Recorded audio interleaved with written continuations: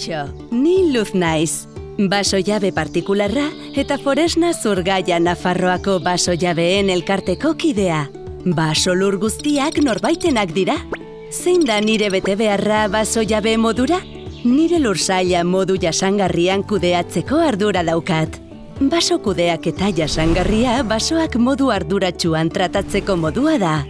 Horrela, basoen jarraitutasuna lortzen da eta aldi berean basoaren zerbitzuak eta produktuak aprobetxatu egiten dira.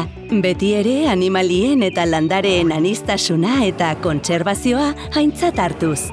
Kudeak eta jasangarriaren bitartez lortzen dugu basoak osasuntsu eta indartsu haztea.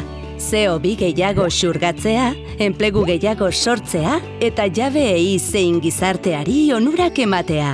Baso kudeak eta jasangarriaren jarduketa nagusien artean hauek daude. Basoak bizi berritzea. Horrela, basoa gaztetu eta landaredi estalkia berreskuratu egiten da. Lurra eta uraren kalitatea babestu egiten ditugu. Atmosferako CO2 gehiago harrapatzen da eta etorkizunerako baliabide berriztagarriak izatea bermatzen dugu. Baso aprobetxamenduetan, heldutasunera iritsi diren zuhaitz helduak mozten ditugu. Helduak direnez, CO2 gutxiago xurgatzen dutelako. Baita gaixotasunak eta izurriteak izateko arrisku handiagoa daukaten zuhaitzak ere. Gainera, zuhaitz batzuk espazio librea uzteko mozten ditugu. Geratzen diren zuhaitzak hobeto hazi ahal izateko edo zuhaitz berriak jaiotzeko.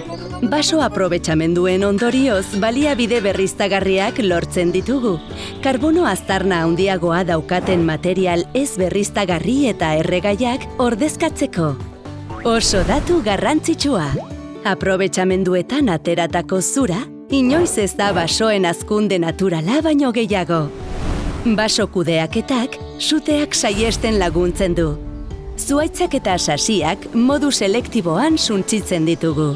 Horrela, landare erregaiak murrizten ditugu eta erregai horretan eten vertikala eta horizontala sortzen dugu. Horrela, suteen intentsitatea murrizten da eta sua itzaltzeko aukerak sortzen dira. Prebentzio lan hauetarako, abeltzaintza estentsiboa osagai bikaina da.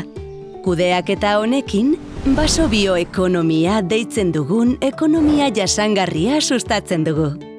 Basoek eskaintzen dizkiguten zerbitzuek eta produktuek zerbitzu ekosistemikoak dute izena, eta naturalak eta berriztagarriak izateko abantaila daukate. Baso ekosistemak eskaintzen dituen ondasun eta lehengaiak hornidura zerbitzuak dira.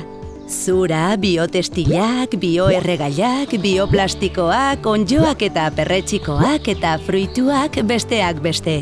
Erregulazio zerbitzuek tokiko zein mundu mailako zenbait inpaktu murrizten laguntzen dute. Uraren, lurzoruaren eta atmosferaren kalitatea hobetzea. Eta zerbitzu soziokulturalak gizartearen aisialdiarekin eta denbora librearekin lotuta daude. Ez ahaztu, ingurune naturala errespetuz eta gizalegez erabiltzea denon ardura da.